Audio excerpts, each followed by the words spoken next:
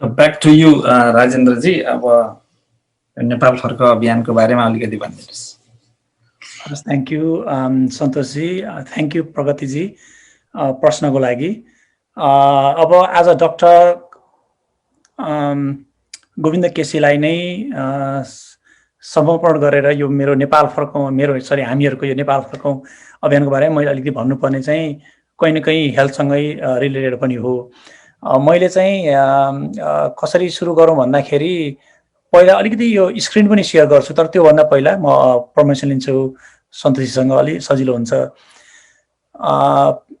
म 2010मा युके आएको पिएचडी गर्न, मास्टर्स अनि पिएचडी गर्न। त्यतिखेर चाहिँ धेरै साथीहरूले यसरी नेपाल फर्किने के छ भनेर सोद्धाखेरि साथीहरूले चाहिँ जहाँ फर्किन त हुन्थ्यो तर एक्लै फर्केर के गर्नु, एकदमै गाह्रो छ, अब केही टिम मिलाएर आफ्नै फिल्डमा केही गर्न पाए हुन्थ्यो भन्ने सुने मैले। अनि 2015मा मैले पिएचडी सकेर अमेरिका आएँ र मलाई चाहिँ कहिलेकाहीँ साथीहरूले जो नेपालीहरूसँग भेट गऱ्यो, मैले भेट हुने बित्तिकै मैले चाहिँ नेपाल फर्किने प्लान के छ हजुरको भन्ने सोधिहाल्थेँ कि कहिलेकाहीँ सोध्न बिर्सेँ भने साथीले जोक गर्नुहुन्थ्यो, तपाईँले आज एउटा कुरा भन्न बिर्सिनुभयो, सोध्न बिर्सिनुभयो फलानुलाई भनेर के कोही नयाँ मान्छे भेट्यो भने सोधिहाल्ने मैले। अनि पछि कुरा गर्दा गर्दै हामी केही साथीहरू के एउटा निष्कर्षमा पुग्यौँ भने चाहिँ अलिकति टिम मिलाएर नेपालमै मिलेर केही गरौँ न भन्यो भने चाहिँ there are hundreds of people, thousands of friends भनौँ न, we are really willing to go home and work together भन्ने आयो, भन्ने कुरा हामीले सोच्यौँ। अनि 2018 लगभग 2 वर्ष हुन थाल्यो, नोभेम्बरमा चाहिँ हामीले चाहिँ नेपाल फर्कौँमा अभियान भनेर सुरु गऱ्यौँ विधिवत रूपमा। अनि म नेपाल फर्केको बेलामा रविन्द्र मिश्रलाई यो कुरा राखेँ, उहाँलाई यत्तिकै। अनि उहाँले के भन्नुभयो भने यो त राम्रो आइडिया हो भन्नुभयो, यो पोलिटिकल्ली थिएन यत्तिकै, अब उहाँलाई चिनेको भएर अब उहाँ नेपाल फर्क इन्सपायर गर्ने उहाँले त्यही सोधेको चाहिँ उहाँले एउटा आर्टिकल लेख्नुभयो नेपाल फर्को महाअभियान भनेर लेख्नुभयो। अनि उहाँले पर्मिसन लिनुभयो हामी केही साथीसँग, तपाईँहरूको बारेमा थोरै तपाईँहरू आउन चाहनुहुन्छ भने हामी 4-5 जना साथी थियौँ, उहाँहरूको पर्मिसन लिएर आर्टिकल लेख्नुभयो। त्यसपछि त्यो अब उहाँहरूको अलिकति रिच पनि बढी भयो आर्टिकल्स, अनि अलिक चल्यो। अनि फर्मली सुरु गऱ्यौँ। सुरु गरेपछि धेरै साथीहरू जोडिँदै जानुभयो। अब म धेरै पटक म आँसु झारेको छु, रोएको छु त्यो साथीहरूको इमेल पढेर। यस्तो इमोसनल इमेलहरू आयो, म नेपाल जान चाहन्थेँ, साथ पाथिनँ, तपाईँसँग जोडिन पाएँ भनेर इमेल आउँथ्यो। गाली पनि खायौँ, अपशब्दमा गाली गर्ने पनि अलिअलि हुनुहुन्थ्यो, तर धेरै जसो चाहिँ एकदमै राम्रो सपोर्ट आयो। यति धेरै फोन आयो कि 2 महिना 3 महिना म चाहिँ सुतिनँ, अनेस्टली भनौँ, राति अलमोस्ट निन्द्रा लागेन भने हुन्छ कि त्यो यस्तो ओभरवेल्मिङ भयो। अब यसको यो क्यु त अभियान भन्दाखेरि चाहिँ नेपाल फर्कौँ महाअभियान नेपाल फर्किनेको मात्रै अभियान होइन।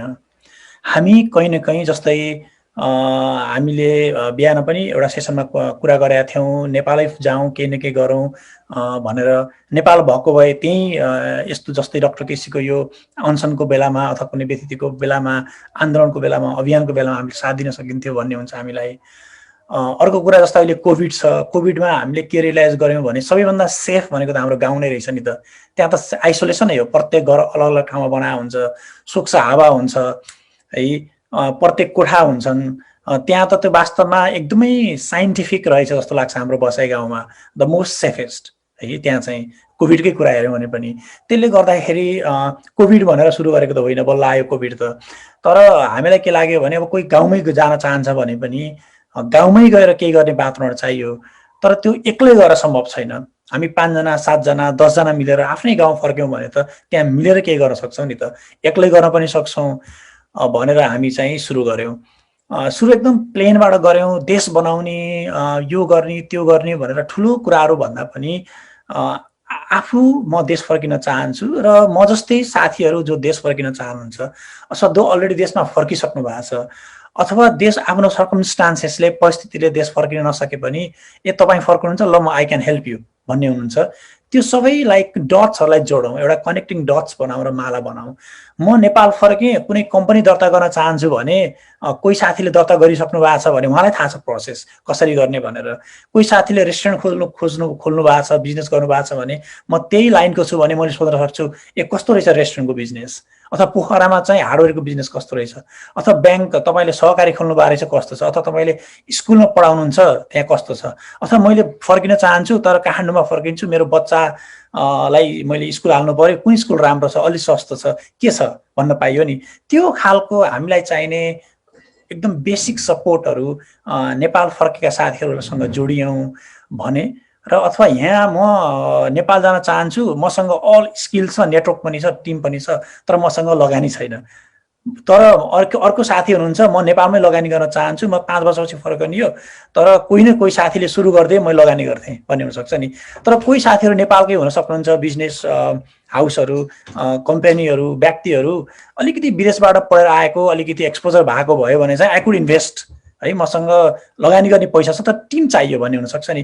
त्यसले गर्दा हाम्रो समाजका विभिन्न तबका, विभिन्न पेसा, व्यवसाय, स्किल्स, अनुभव, विदेशबाट फर्केका, त्यहीँ बसेका, यहीँ बसेर पनि फर्किन नसक्नुभएका सबैलाई जोड्ने र तर त्यसको चाहिँ बेस भनेको नेपाल हुन पर्यो।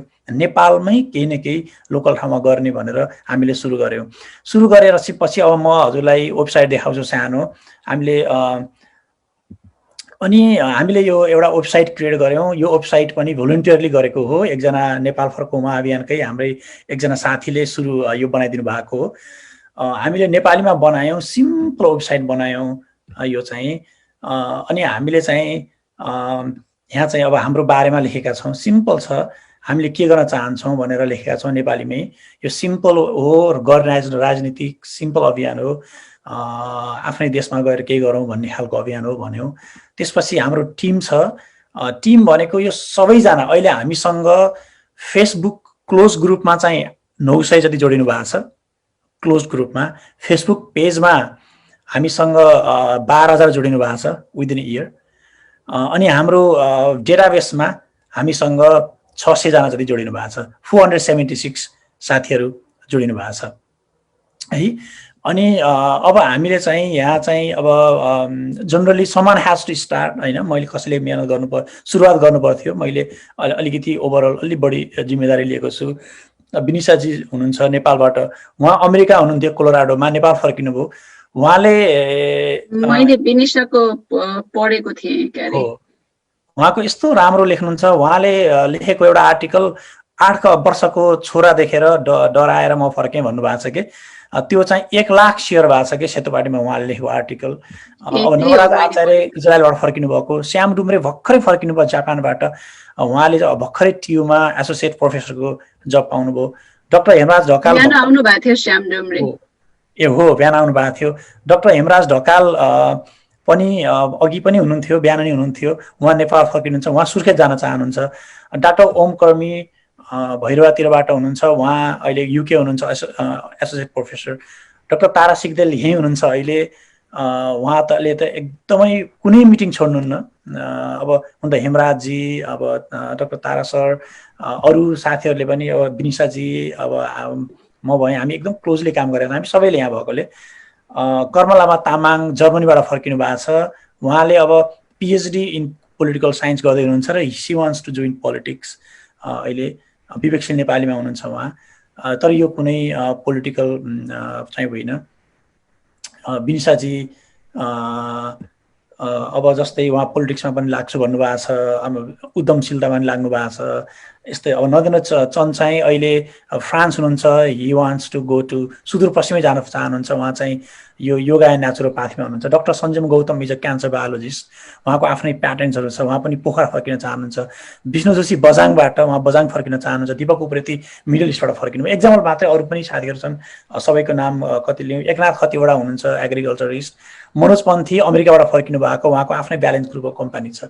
अहिलेसम्म के गर्नु त 2 वर्षमा भन्दाखेरि अरू धेरै साथीहरू छौँ, यो चाहिँ कोर ग्रुप मात्रै हो। अहिले हामी 100 जना फर्किनु भएछ। यो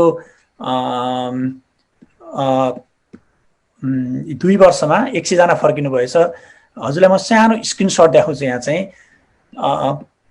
यो हाम्रो डेटा हो, यो 2 वर्ष पहिला भन्यो, अहिले लगातार साथीहरूले भरिराख्नुहुन्छ यो 0 to 2 years भित्र फर्किन्छु भन्ने चाहिँ 40% हुन्थ्यो, अनि अलरेडी रिटर्न चाहिँ हामीसँग 20% भनेको चाहिँ 98 भनौँ 100 जना चाहिँ 2 वर्षमा फर्किनु भएको छ। र फर्केका साथीहरूले प्रायले केही न केही उद्यमशीलतामा काम गर्नु भएको छ। हामीले 40 वटा जति मजाला खालको कम्पनी खोलिसकेछौँ के नेपालमा अहिले 2 वर्षमा। हाम्रो टार्गेट भनेको अब कमिङ 3 to 4 years हामीसँग 500 स्मल कम्पनीजहरू लोकल एरियामा भयो भने I think that helps to build up the local economy भन्ने छ। अब मलाई अब प्रश्न आउँछ कहिलेकाहीँ तपाईँले के गर्दै हुनुहुन्छ भन्नु भने अहिले म वालिङ स्याङ्जाबाट हो। वालिङमा चाहिँ हामीले डायग्नोस्टिक्स एउटा ल्याब सुरु गर्न लागेको छौँ, विदिन अ मन्थ सुरु हुन्छ। त्यसै गरेर पोखरामा अर्को डायग्नोस्टिक्स एन्ड रेफरेन्स ल्याबोरेटरी हामीले ओभरटेक गर्न लागेको छौँ। डाक्टर सन्तोष पनि हुन्छ त्यसमा, डाक्टर तारा सर पनि हुनुहुन्छ। त्यसै गरेर अहिले हामीले एउटा रिसर्च एन्ड इनोभेसन इन्स्टिट्युसन्स सुरु गर्न लागेको छौँ। I think that will hit well जस्तो लाग्छ हामीलाई। त्यो चाहिँ अब नेपाल हामी जति फर्किन्छौँ रिसर्चर्सहरू छौँ, अरू पनि विभिन्न पेसा व्यवसायका सबै साथीहरू मिलेर एउटा रिसर्च एन्ड इनोभेसनमा केही गरौँ भनेर।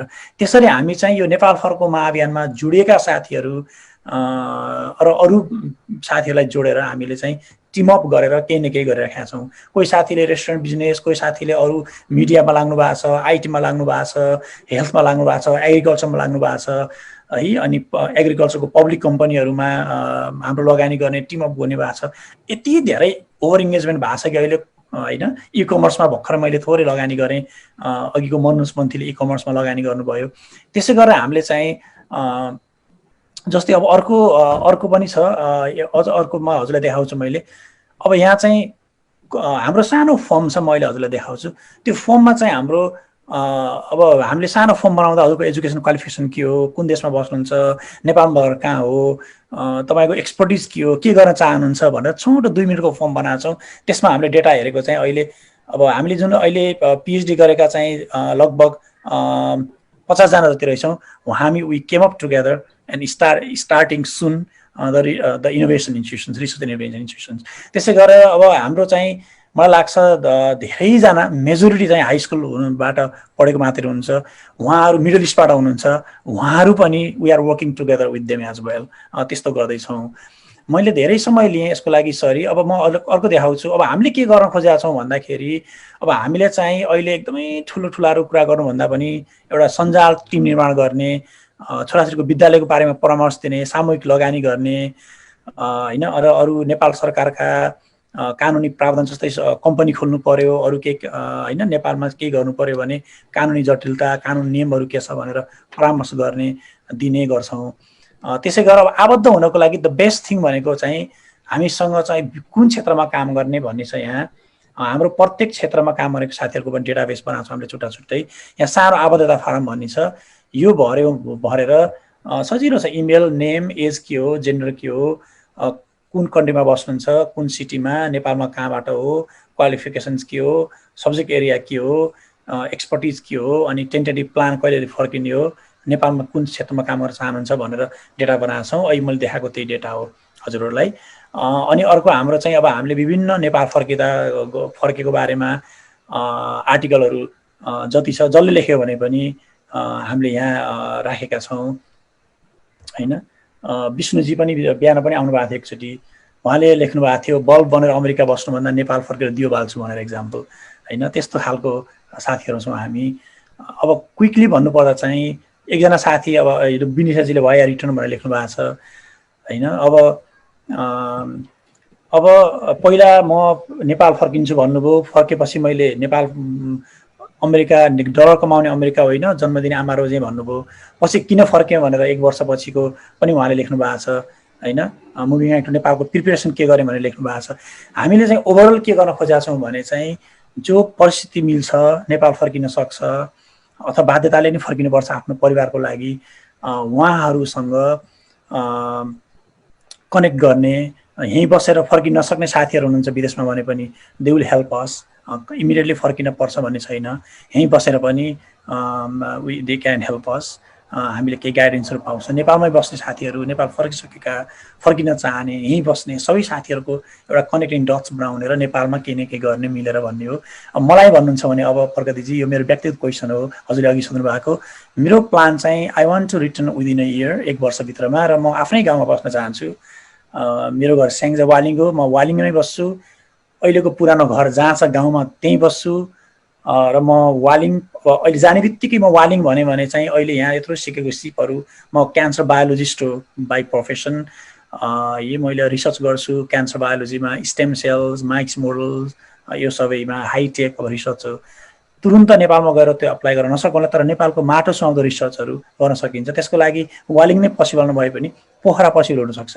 त्यसले गर्दा म वालिङ पोखरा बस्ने गरेर म वालिङ नै पर्मानेन्टली बस्ने, तर केही काम वालिङमा गर्ने, केही पोखरा गर्ने प्लानमा छु। श्यामलु मेरो बिहान आउनुभएको थियो, उहाँ पनि वालिङको हो। वालिङको ल्याबमा उहाँ र म मिलेर गरेका छौँ होइन, उहाँ र अरू 5 जना साथी, दुईजना वालिङकै। त्यसले गर्दा केही न केही हामीले केही सुरु गर्दा वालिङका अरू 3 जना पनि हामीसँग मिलेर काम गर्न पाउनुभयो नि। त्यसरी चाहिँ we are trying to build up the network. त्यही नै हो। तारा सर भर्खर भिडियोमा आउनुभयो। तारा सर चाहिँ हाम्रो गार्जियन यो अभियानको। हजुर, धेरै धेरै धन्यवाद। मैले अलिअलि सुनेको चाहिँ थिएँ, तर को इन्भल्भ हो, को कसले के गरिरहेछ त्यो चाहिँ एक्ज्याक्टली मलाई थाहा थिएन। धन्यवाद। एकदमै खुसी लाग्यो मलाई पनि। यो अघि उहाँले भन्नुभयो, सन्तोषजीले पनि भन्नुभएको थियो, अर्थक्वेक गएपछि चाहिँ धेरैलाई चाहिँ छोएको थियो। त्यति बेलादेखि चाहिँ अब आफ्नै देशमा पनि केही गर्नुपर्छ भन्ने चाहिँ अलि बढी चाहिँ त्यति बेलादेखि छोएको हो। र मलाई पनि त्यस्तै अब कहिलेकाहीँ चाहिँ त्यस्तै फिलिङहरू आउँछ, कति बाध्यताले छोड्न पनि सकिँदैन।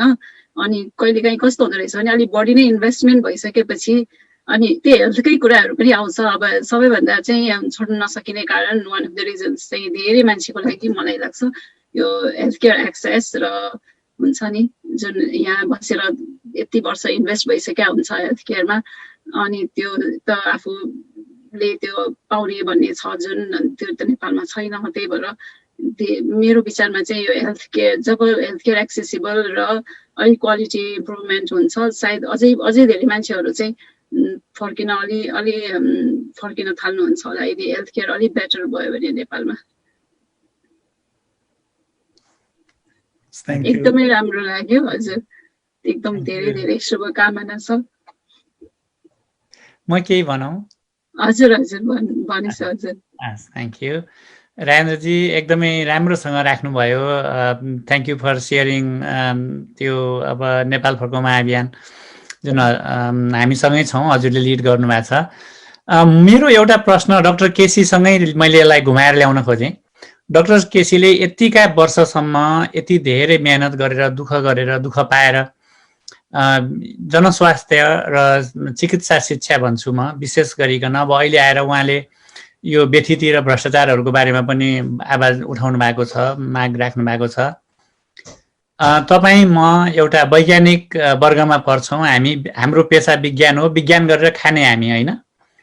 र कोभिडले संसारलाई नै, सारा संसारलाई नै एक्सपोज गरिदियो, इन्क्लुडिङ द युएस जहाँ हामी छौँ।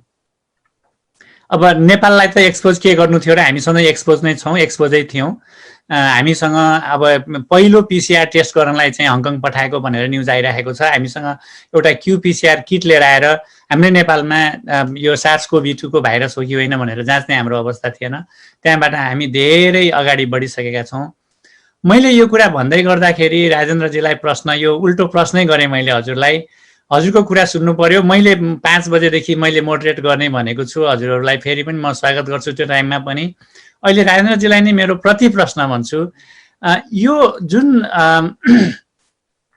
हाम्रो डाक्टर केसीले उठाइराख्नु भएको जनस्वास्थ्य, चिकित्सा शिक्षा र भ्रष्टाचारका बारेमा आवाजहरू छन्, त्यही आवाजहरू हामीले यो विज्ञान प्रविधि, विज्ञानको शिक्षा र अनुसन्धानको बारेमा उठाउनु पर्ने बेला भएको छ कि छैन?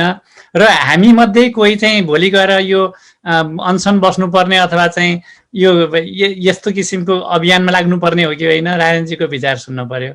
Thank you Rajendraji. यो एकदमै आई थिङ्क यो देख्दा जति सरल छ एकदमै कम्प्लेक्स र एकदमै सिरियस प्रश्न हो सर यो। अब मलाई लाग्छ सबै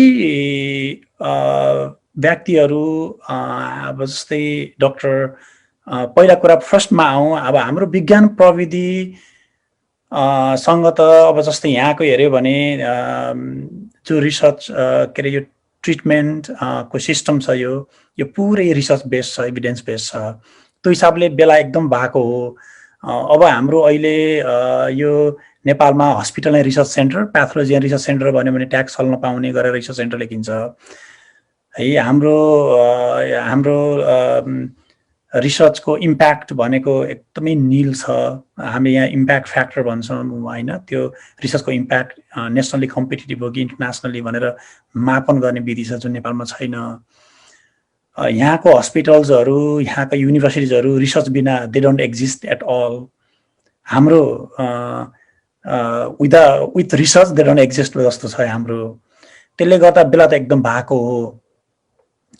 म चाहिँ अब डाक्टर केसी राज लाइफभरि त्यो पनि सरकारी सेवामा लागेर एकदमै यो अति नभएको भए, एनफ इज एनफ नभएको भए सायद उहाँ पनि लाग्नुहुन्थेन यो सत्याग्रहमा जस्तो लाग्छ।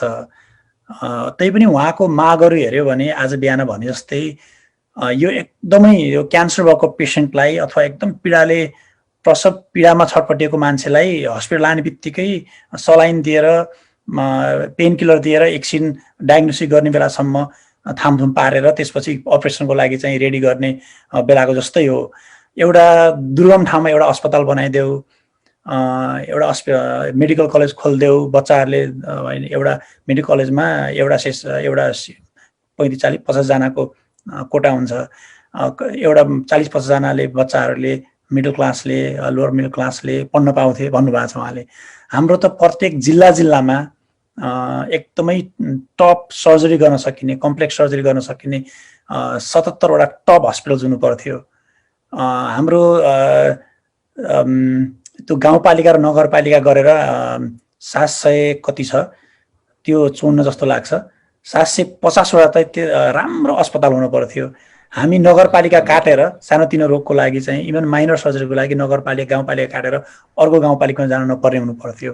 मैले त्यसरी परिकल्पना गर्छु मेरो नेपाललाई। यदि म आज स्वास्थ्य मन्त्री हुन्थेँ भने, म आज लिडरसिपमा हुन्थेँ भने त्यो परिकल्पना हुन्थ्यो मेरो। र प्रत्येक वार्डमा पहिला वार्डमा गएर हेरेर त्यसपछि त्यहाँबाट नगरपालिका गइन्थ्यो भनेपछि त्यो हिसाबले मैले लामो कुरा गरेँ सर, हुनु पर्थ्यो भनेपछि त्यो हिसाबले अब त्यो फ्रस्ट्रेसन देख्दा त गएर लडौँ कि अनसन बसौँ जस्तो त हुन्छ। अब डाक्टर केसी जस्तो त्यो खालको महान व्यक्तित्व त अब एकदमै कमै जन्मेला जस्तो लाग्छ। अब तर लड्न भिड्न क्वेसन गर्न र कहीँ न कहीँ त्यही सरकारी हाम्रो त्यही सिस्टमभित्र रहेर यसलाई सुधार्न चाहिँ आफ्नै गाउँमा गएर त्यो कम्तीमा आफ्नो नगरपालिका गाउँपालिकालाई सुधार्न सकिन्छ कि भन्ने चाहिँ मलाई आशा छ। अब म हजुरलाई प्रश्न काटेँ है रायनजी। हजुरले हो म आई अग्री, गाउँमा जानुपर्छ, गाउँबाट उठ्नुपर्छ, तर त्यसले त देशको कुरा त आएन नि त। हजुरले वालिङमा गएर एउटा अस्पताल एउटा रिसर्च ल्याबको कुराहरू गर्नुभयो भने मैले भन्न खोजेको राजेन्द्र पगेनी र राजेन्द्र पगेनीहरू जस्तै, जसमा म पनि पर्छु, हाम्रो बेला आएन र अब गएर गभर्मेन्टलाई अलि धक्कै दिलाउने र हाम्रो विद्यालय शिक्षामा पनि हामीले अलिकति अनुसन्धान र इनोभेसनको कुराहरू कम्पोनेन्टहरू राख्नु पर्यो। खालि त्यो टेक्स्ट बुक बनाइदिएको छ, टेक्स्ट बुक घोकाएको छ र भोलि नेपालको विद्यार्थीहरू अहिले ब्याचलर्स पढिसकेर तिमीलाई जागिर छैन, सरकारी जागिर पनि छैन, प्राइभेट जागिर पनि छैन भन्यो भने उसले हत्तर पत्तर सोच्ने भनेको कि अब मिडल इस्ट जाने हो कि मलेसिया। मैले कसैलाई इन्सल्ट गर्नु खोजेको होइन, तर वास्तविकता चाहिँ त्यो हामीले कहिल्यै पनि इन्डिपेन्डेन्टली उद्यमशीलता इनोभेसनको कुरा सिकाएकै। मैले भन्न खोजेको फेरि कुरा ब्याक टु त्यहीँ ल्याउँछु, हामीले यो डाक्टर केसीसँग जोडेको कुरा हो। किन डाक्टर केसीहरू अरू पनि जन्मिनु पर्यो मैले यति भन्न खोजेको। र राजेन्द्रजी हजुरसँगै मैले यो सोलिडारिटी हो, डाक्टर केसीसँगको सोलिडारिटी हो। हाम्रो प्रगतिजी हुनुहुन्छ, अभिमाजी हुनुहुन्छ, नरहरीजी, सिएमजी, सन्देश, सबैजना हजुरहरू जो हुनुहुन्छ यहाँ, हजुरसँगको सोलिडारिटी के हो भने हामीले यस्तो कुराहरूमा अब मेरो फिल्डमा मैले कसरी गर्ने हो, जस्तो अभिमाजीहरूले चाहिँ यहाँ वुमेन्स पार्टिसिपेसन एउटा फेयर सेयर भन्ने कुरा जस्तो उठाउनु भएको छ। I am really proud of that movement. अनि हामीले पनि साइन्समा त्यही गएर अलिकति चर्को आवाज गर्ने, हल्ला गर्ने भनेको सिरियस तरिकाले, त्यो कुनै अहिलेसम्म भइराखेका कुराहरू जस्तो होइन।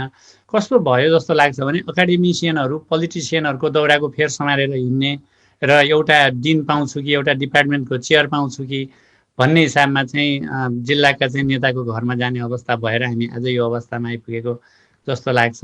र मैले हजुरसँग सरी है, मैले सोधेको भन्दा बढी मैले बोलेँ, तर मैले रिइन्फोर्स के गर्न खोजेँ भने अब हाम्रो बेला आएको छ। अब चाहिँ यो म साँच्चै हेर्नु, म अहिले 5 बजे कुरा आउँछु, मेरो पहिलो प्रश्न त्यही हुन्छ, हामी कति बेलासम्म यो रियाक्टिभ हुने हो? आजको यो एक्टिभिटी रियाक्टिभ हो, यो प्रोएक्टिभ होइन नि, होइन? हामी चाहिँ डाक्टर केसी अनसन बसेर 21 दिन कटेपछि मात्रै हामी यो कुरा गऱ्यौँ भनेपछि मैले रायनजीलाई मैले गर्न खोजेको कुरा के हो भने can we be proactive? I think the day is now, day is today. Thank you so much. Sir अलिकति म थोरै भनौँ। थ्याङ्क यू सर, मलाई एकदमै सजिलो बनाइदिनु भयो सरले। यो मलाई चाहिँ अहिले दुईवटा कुरा गर्न खोजेको छु। हाम्रो टिम हामी सबैजना, हजुर पनि हुनुहुन्छ, र मेरो व्यक्तिगत रूपमा देयर आर 2-3 लेयर्स। एउटा लेयर भनेको चाहिँ मैले हामी जस्तै अहिले हाम्रो अभियानसँग जोड्दाखेरि, मेरो व्यक्तिगत जोड्दाखेरि नेसनली लेभलमा गएर यो साइन्स टेक्नोलोजी यो पोलिसी जानेर एकदम टेबल ठटाएरै कुरा गर्ने हो भन्ने कुरामा त नो डाउट छ, एकदम त्यो त छँदैछ, त्यो चेन्ज गर्ने हो। तर कहिलेकाहीँ अनि तर अघि मैले भनेको कुरा फेरि कहाँ जोड्न चाहन्छु भने यो त्यो मेरो व्यक्तिगत भयो। जस्तै अहिले सर पनि हुनुहुन्छ, सन्तोषजी हुनुहुन्छ, हामी 3 जना यहाँका साथ छौँ, श्याम डुम्रे हुनुहुन्थ्यो, जानुभयो, हेमजी जानुभयो। हामीले रिसर्च इनोभेसन संस्था अब सुरु गर्न लाग्छौँ। That's like a national level, हामी इन्टरनेसनली कम्पिटेन्ट रिसर्च गर्ने भनेका छौँ उदाहरणको लागि। तर मैले अघि सुरुमा जोड्नेको कहाँ हो भन्दाखेरि जस्तै हामीसँग 40% भन्दा बढी साथीहरू चाहिँ मिडल इस्टको हुनुहुन्छ, हाई स्कुल पढेको अभियानमा। हामी चाहिँ उहाँहरूसँग पनि काम गर्ने भनेको चाहिँ उहाँहरूसँग काम गर्ने भनेको प्रत्येक गाउँमा गएर मिलेर काम गरियो भने चाहिँ एउटा राजेन्द्र पङ्गेनी वालिङमा गयो भने अर्को राजेन्द्र चाहिँ डडेलधुरामा जाला। त्यसरी गएर आफ्नै गाउँमा गएर पनि काम गरियो भने कम्तीमा चाहिँ गाउँ बनाउँछु भन्ने एउटाले एउटा गाउँ बनायो भने हजारौँले हजारौँ गाउँ बन्ला भनेर भयो। तर एकदम द्याट डजन्ट मिन यहाँको त्यो स्किल्स, यहाँको एजुकेसन एक्सपोजर लिएर टक्क गाउँमै गएर बस्ने भन्ने होइन। गाउँमा पनि जाने हो, गाउँमै गर्ने हो, तर at the same time nationally यो पोलिसी लेभलमा रिसर्च इनोभेसनमा पनि काम गर्ने नै हो सर भन्न खोजे हो। र व्यथिति विरुद्ध पनि लड्ने हो, त्यो पनि गर्ने नै हो सर। मैले I think very vague answer दिएँ र जाने बेला एकदम आएको हो। मेरो त अब डेडलाइन 1 इयर पनि हो। Thank you.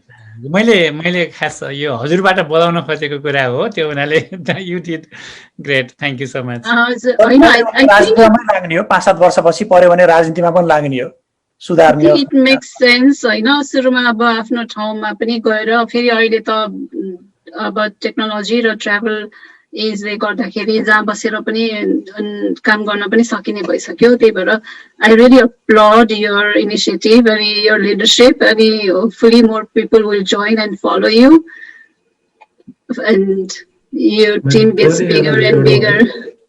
हजुर